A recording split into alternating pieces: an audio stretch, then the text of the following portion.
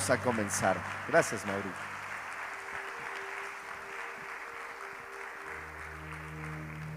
Bien, vamos a comenzar, hermanos, con esta hermosa carta de Colosenses, pero como les comenté, vamos a hacer un viaje el día de hoy panorámico, a ver de qué contiene esta hermosa carta de Colosenses. Colosenses fue una carta escrita por, ¿usted sabe por quién fue escrita? Se lo acabo de decir, por el apóstol Pablo. Colosenses fue una carta escrita por el apóstol Pablo alrededor del año 60 después de la muerte de nuestro Señor Jesucristo. Dicha carta fue dirigida a una iglesia que se encontraba en la región de Asia Menor, ubicada en una localidad llamada Colosas. Diga conmigo Colosas, para que entendamos, hermanos, bien de lo que se trata, porque escribimos a los colosenses, a los filipenses, pero ellos llevan el nombre de la ciudad.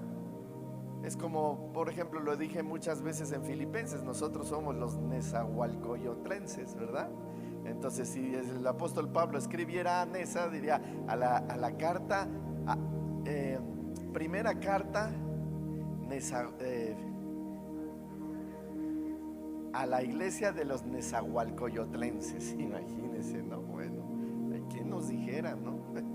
Qué bueno que nada más nos dejaron escrito esto para que aprendiéramos de ahí. Pero bueno, entonces esta localidad se encontraba, esta iglesia se encontraba en Asia Menor, en una localidad llamada Colosas. Hoy en día es una ciudad en Turquía, ¿sí? En Turquía. Esta ciudad formaba una alianza con otras dos ciudades vecinas llamadas Hierápolis y Laodicea. La ciudad de Colosas se encontraba en un camino sumamente transitado, donde concurrían muchas personas con ideas religiosas y filosóficas, distintas una de otra en su mayoría. Esto nos lleva a pensar, hermanos, que Colosas era una ciudad multicultural. ¿Estamos aquí? Colosas era una ciudad multicultural. Es asombroso saber que esta iglesia, óigame bien, no fue fundada por el apóstol Pablo.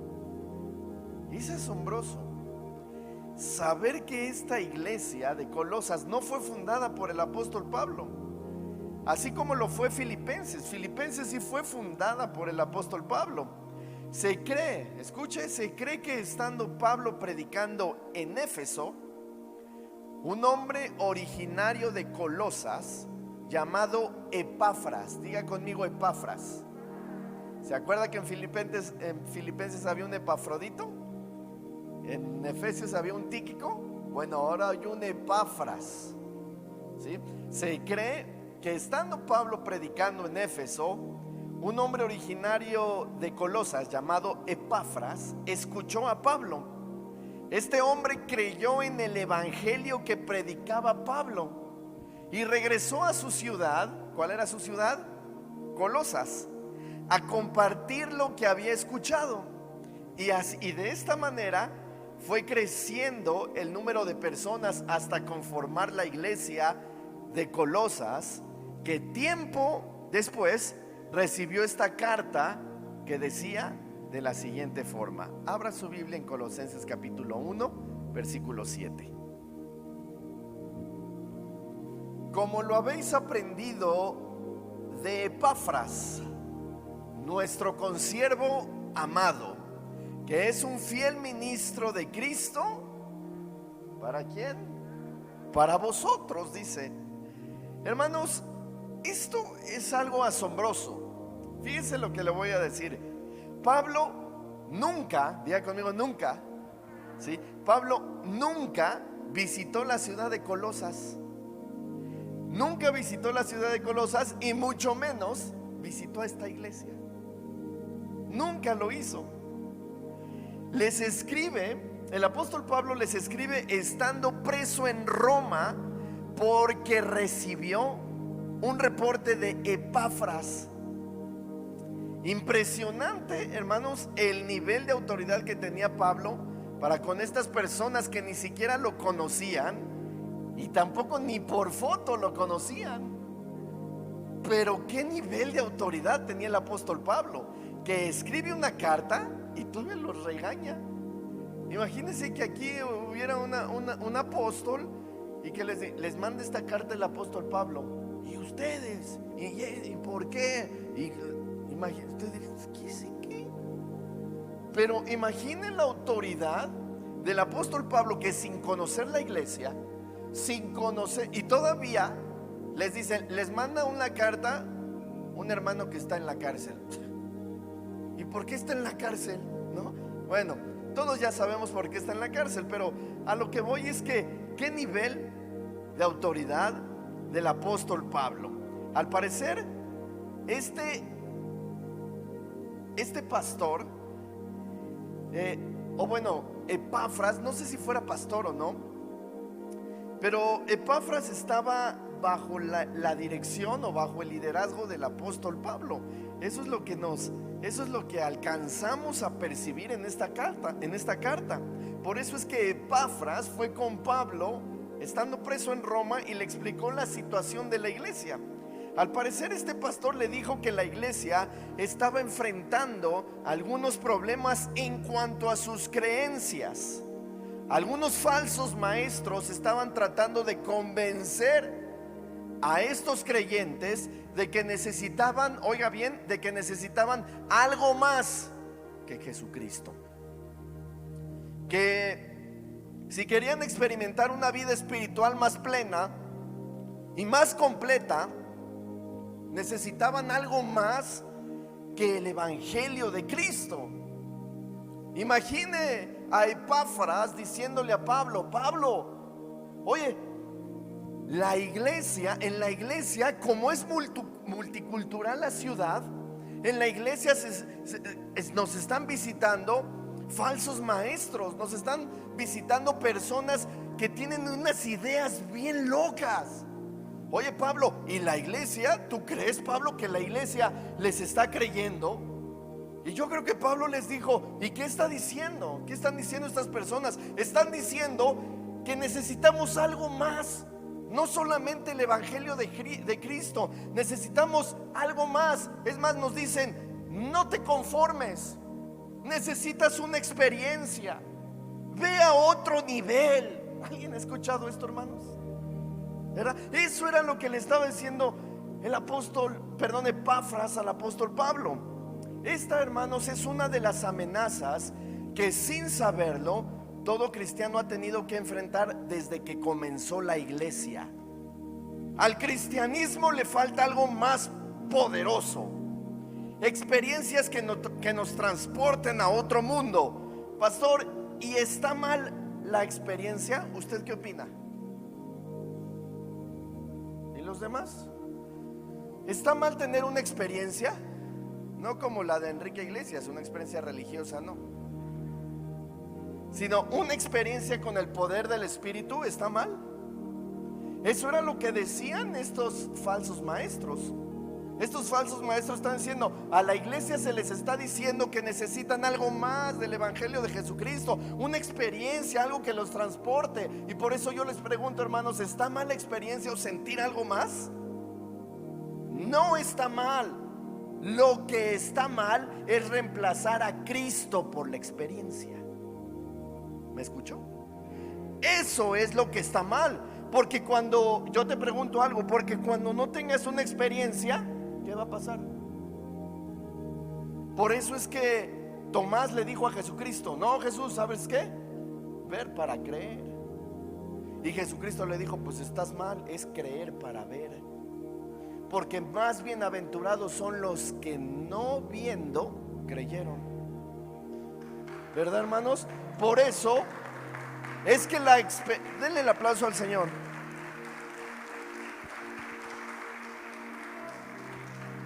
Por eso es que la experiencia no está mal, pero lo que está mal es reemplazar a Jesucristo por la experiencia. ¿Y qué sentiste tú? ¿Tú no sentiste nada? No tienes al Espíritu.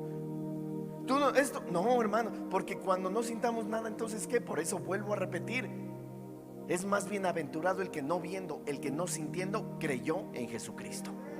Ese es más bienaventurado. Entonces, Los falsos maestros estaban enseñando una mezcla de un montón de cosas.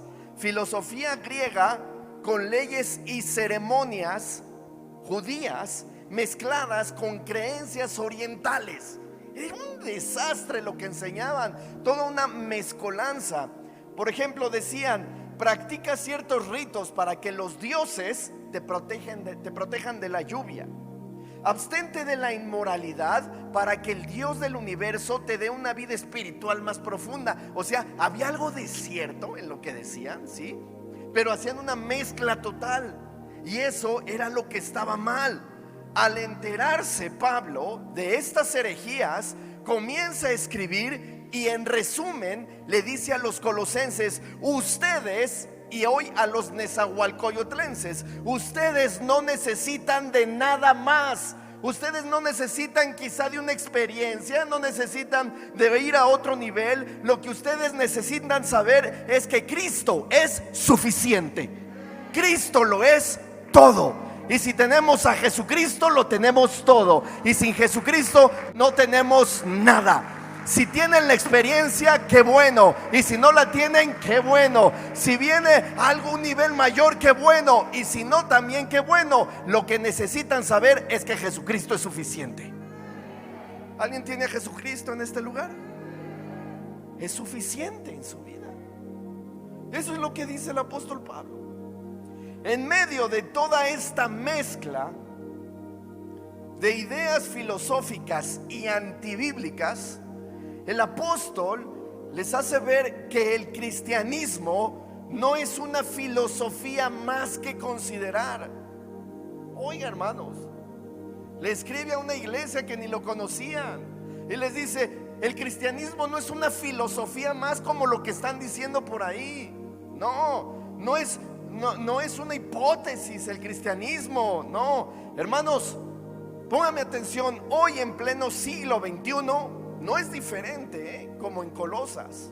Hay algo que distingue al cristianismo de todas las religiones y de todas las filosofías, y eso que lo distingue es el hecho de que el cristianismo está centrado no en mitos ni en experiencias místicas, sino que está centrado en la bendita persona y obra de nuestro Señor Jesucristo. Eso es lo que distingue al cristianismo, que está centrado en Jesucristo y en su evangelio. Yo quiero que vaya para que usted lo vea. Colosenses 2:2. Colosenses 2:2 al 4. Dice: para que sean consolados sus corazones, unidos en amor, hasta alcanzar todas las riquezas de pleno entendimiento, a fin de conocer el misterio de Dios, el Padre, y de Cristo, en quien están escondidos. ¿En quien están quién? Todos los tesoros de la sabiduría y del conocimiento. Y esto lo digo para que nadie, ¿qué?, os engañe con palabras persuasivas. Sí, hasta ahí. Hermano, mira lo que está diciendo Pablo. Un preso lo está diciendo a toda una congregación. Quizá en esa congregación estaban los falsos maestros. Quizá en esa congregación estaban escondidos y empezaron a molestarse, empezaron a enojarse. Pablo les dice: y esto lo digo para que nadie os engañe con palabras persuasivas o palabras bonitas. Entiendan, por favor, colosenses.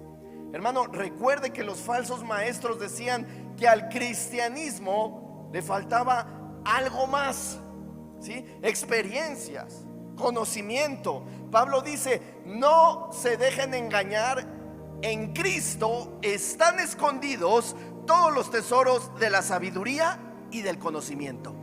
Hermanos, yo se los digo a ustedes: si alguien les dice una experiencia, otro nivel, vamos acá, escúchame bien, en Cristo están escondidos todos los tesoros de la sabiduría. Y si tienes a Cristo en tu corazón, tienes la sabiduría. Y si tienes a Cristo en tu corazón, con eso es suficiente. Que dile al que está a un lado: que nadie te engañe. O como coloquialmente se le diría a los nezahualcoyotlenses: que nadie te chamaquee. díselo, ¿verdad? Que nadie te chamaquee, Joyce, que nadie te chamaquee. Miri, Fer. En Cristo están escondidos todos los tesoros de sabiduría. Hermanos, qué buena noticia. El que está en Cristo no le hace falta nada. ¿Cuánto le hace falta? Nada. Cristo es, ¿qué? Diga, suficiente. Dígalo más fuerte, Cristo es suficiente. Vuelvo a repetir, lo que hace al cristiano inmensamente superior a las demás religiones no es otra cosa más que la superioridad de Jesucristo. Es eso. Porque los católicos, los mormones, los testigos quizá tengan buenos principios y está bien, pero lo que hace superior al cristianismo de todas esas religiones es la superioridad de Jesucristo.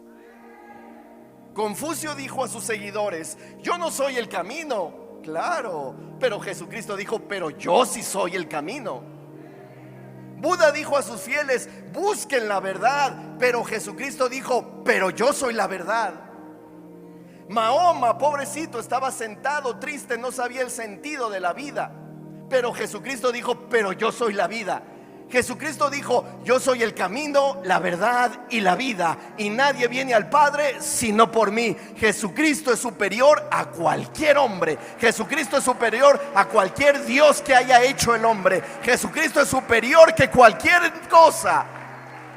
Ese es el tema central de Colosenses, la superioridad de Jesucristo. No hay otro como Jesucristo. Yo soy el camino, la verdad y la vida. Nadie viene al Padre sino por mí. Ninguna religión puede proclamar un mensaje como el Evangelio, hermanos. Ninguna religión. Dios, siendo Dios, se hizo hombre. Murió en una cruz por nuestros pecados para pagar nuestra deuda delante de la justicia de Dios. Ningún líder de otra religión puede hacer eso. ¿Cierto o no? Es más, Juan Pablo II dijo que iba a resucitar al tercer día. Creo que lleva como 20 años de muerto y seguimos esperando que resucite. Pero Jesucristo dijo: pero yo resucitaré al tercer día. Y fueron a la tumba y había un hombre que le dijo a las mujeres: ¿por qué buscas al que vive? ¿Por qué buscas al que no está aquí? ¿Por qué buscas a aquel que resucitó? Jesucristo, hermanos, Jesucristo es superior que cualquier religión. Jesucristo es superior que José Smith, líder de los mormones, que el líder de los católicos, el Papa Francisco. Jesucristo es mayor. Es más, nosotros, hermanos, adoramos al líder que llevamos por dentro. Denle un aplauso bien fuerte a ese Jesucristo.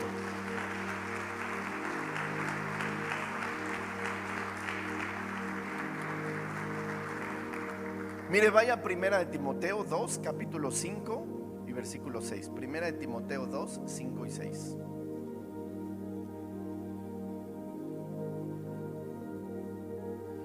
Miren lo que dice el apóstol Pablo escribiendo ahora a su hijo Timoteo: porque hay un solo Dios y un solo mediador entre Dios y los hombres. ¿Quién es? Jesucristo, hombre, el cual se dio a sí mismo en rescate por todos, de lo cual se dio testimonio a su debido tiempo. Hermanos, eso es lo que Pablo nos está tratando de decir en esta mañana, en este día. No hay comparación con la superioridad de Cristo. Así que nosotros los cristianos no tenemos la necesidad de un conocimiento más profundo que nos lleve a un éxtasis o a una experiencia mística. Jesucristo y su obra redentora son, ¿qué? Diga, suficientes. ¿Alguien cree en Jesucristo y su obra redentora? Creo que todos los que estamos aquí creemos en Jesucristo y su obra redentora, ¿cierto o no? Entonces, hermanos, yo digo como el apóstol Pablo: que nadie te engañe. Mucho cuidado. vamos acá, vamos allá, vamos con este, vamos con la otra, que necesitas algo más, necesitas escucha, si tienes a Jesucristo, lo tienes todo, y en Él están escondidos todos los tesoros de sabiduría. La palabra de Dios, ¿no crees que es suficiente, hermano? ¿Verdad que sí? Ahora vaya a Colosenses, nuevamente capítulo 1, versículo 24 al 27. Ahora me gozo en lo que padezco por vosotros, y cumplo en mi carne lo que falta de las aflicciones de Cristo por su cuerpo, que es la iglesia, de lo cual fui hecho ministro según la administración de Dios que me fue dada para con vosotros, para que anuncie cumplidamente, diga cumplidamente. Esa palabra también es completamente, dice, para que anuncie completamente, oiga, completamente la palabra de Dios, el misterio que había estado oculto desde los siglos y edades, pero que ahora ha sido manifestado a sus santos, a quienes Dios quiso dar a conocer las riquezas de la gloria de este misterio entre los gentiles, que es en Cristo, que es Cristo en vosotros. ¿La qué? Hermano, pero dígalo con ganas. ¿Cristo es qué? Diga, la esperanza de gloria. Hermano, Dios quiso revelar sus misterios a sus santos. ¿Quiénes son sus santos? Diga, yo soy su santo. Dile al que está a un lado, tú eres su santo. Ahora al del otro lado, tú también eres su santo, aunque ya te estés durmiendo. Entonces, ¿quiénes somos sus santos? Nosotros. ¿Sabe quiénes? Los que hemos creído que Cristo es la esperanza de gloria. Esos somos sus santos. Por eso es que, oiga, si usted le dice a una persona, y bien intencionada a usted, lee tu Biblia, Dios te va a hablar. Una persona que no conozca a Cristo, ¿no? Y que por ahí le diga, es que yo tengo una Biblia, y usted bien intencionada le dice, lee tu Biblia, Dios te va a hablar, léela, mira, léelo en Salmos. ¿Alguien lo ha dicho? Mi tía Cristina lo decía a todo mundo en el mercado. Lee tu Biblia, Dios te va a ayudar. Déjeme le digo algo. ¿Y sabe cuál es la respuesta de todos los que le preguntan cuando le dices, ¿ya leíste tu Biblia? ¿Sabes qué te dicen? Ni la entendí. ¿Sí o no dicen eso? ¿Verdad? Ni la entendí. ¿Sabe por qué? Porque los misterios son para sus santos, no para cualquier persona. Aquí lo está diciendo, los misterios son para sus santos, no para cualquier persona. Si quiere que a esa persona le vaya bien, mejor predíquele el evangelio para que llegue a ser un santo, y entonces los misterios de Jesucristo también estén en él. Pastor, pero yo no sé predicar, yo no sé hablar. Predícale con tu ejemplo. Predícale cómo te comportas en el trabajo, cómo te comportas en tu casa, cómo te comportas en la iglesia, cómo amas a tu esposa, cómo respetas a tu marido, cómo tratas a los meseros, cómo pides el cambio al de la combi. Evangeliza con ese ejemplo. ¿Me di a entender, hermanos? Por eso es que si le dices a alguien, lee tu Biblia, Diosito te va a hablar. No es cierto. Porque están escondidos y reservados para sus santos, los que han creído que Jesucristo es la esperanza de gloria. Por eso es que si usted ha creído que Jesucristo es la esperanza de gloria, los misterios y secretos son para usted.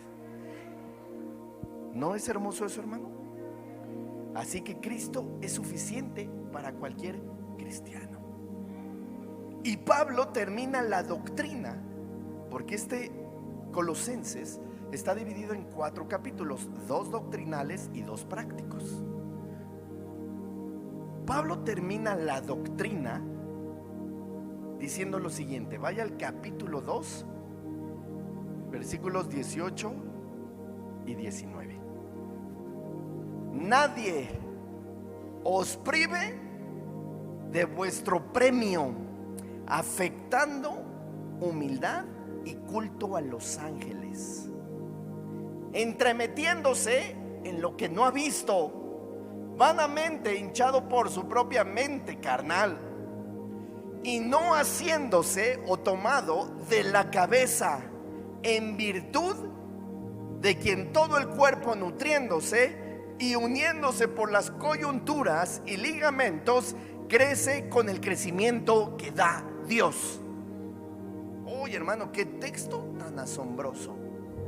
Hermanos, estos falsos maestros querían impresionar a los colosenses, diciéndoles que habían tenido visiones de cómo adorar a los ángeles y que se unieran a ellos para vivir experiencias que nunca antes habían vivido y así poder creer espiritualmente.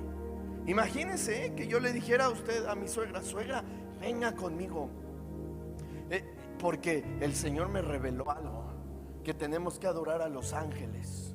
Hay un ángel Miguel, otro arcángel Gabriel, y hasta me dijo que había un ángel que se parecía a mí, que se llamaba Rafael. Vamos a adorarlo. Y hay personas: bueno, si el Señor te lo dijo, vamos a hacerlo. Adoramos a los ángeles, al ángel Rafael, los adoramos. Eso está, dice Pablo, tan locos, que nadie los engañe. Estos falsos querían impresionar a los colosenses y que se unieran a ellos para vivir esas experiencias que nunca antes habían vivido y así poder crecer espiritualmente. Pero Pablo aquí nos dice que el crecimiento, Pablo nos dice que de dónde es que depende, si así está, el crecimiento.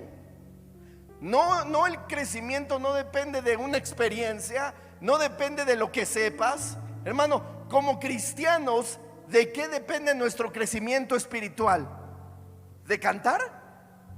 Vamos a cantar, digo sí a tu voluntad. ¿De eso depende? ¿De orar por los alimentos y en acción de gracias, Señor? ¿De eso depende nuestro crecimiento? ¿De venir a la iglesia? Mire, todo eso que acabo de decir es bueno y hay que hacerlo, pero nuestro crecimiento no depende de esto, sino de nuestra conexión con Cristo. Eso está diciendo el apóstol Pablo. El crecimiento está en las coyunturas, asidos de la cabeza. Ahí está el crecimiento. ¿Y el crecimiento quién lo da? No, lo doy yo. Lo da mi hermana Isela, lo da mi hermana Paquita. No, ¿quién lo da el crecimiento? Dios. Dios es el que da el crecimiento. Hay personas que dicen: ya no voy a la iglesia, no crezco, ya me estanqué, mejor voy a otra iglesia. Es más, ya no vengas a esta iglesia porque la alabanza ya no está bien, ya cantan puras canciones que no están padres, la alabanza no está ungida, las prédicas no llenan. Te digo algo, no te confundas. Dice Pablo que si has dejado de crecer espiritualmente, el problema no es de la iglesia, el problema eres tú. ¿Por qué? Porque te has desconectado de la cabeza que es Cristo y estás desnutrido. Pues hay personas que te digan: ya no crezco, ya la iglesia ya no es como antes. La iglesia sigue siendo la misma. El que ya no es como antes eres tú, maestro, porque te has desconectado de Jesucristo, que es la cabeza, y estás desnutrido. Si estás en esta condición, querido hermano, de desnutrición, no tienes que buscar ningún recurso fuera de la iglesia.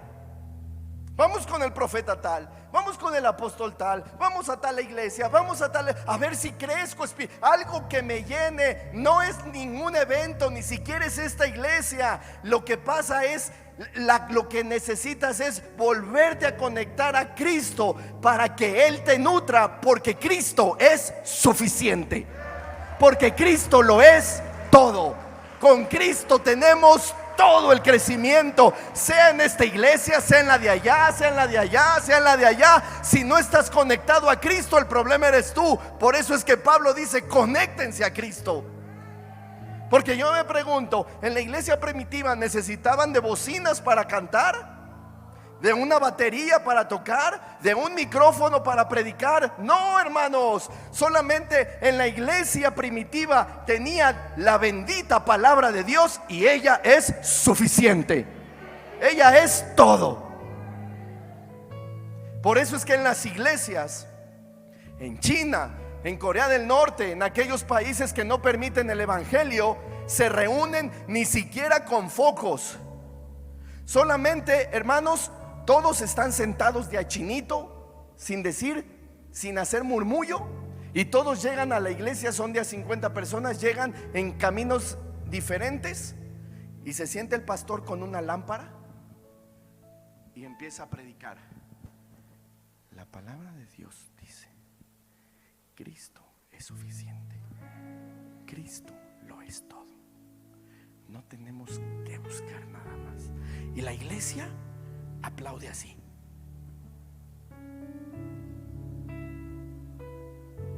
Cristo es suficiente. No necesitamos de luces, no necesitamos de guitarras, de micrófono, ni siquiera de este auditorio, ni de sillas. Si tenemos a Cristo, es suficiente en nuestras vidas. Que nadie te engañe y que te digan: necesitas otra cosa, necesitas ir allá, necesitas con este. No, lo que necesitas es conectarte con Cristo, porque estás desnutrido. Y si te conectas con Cristo, Cristo es suficiente. Dale un fuerte aplauso al Señor.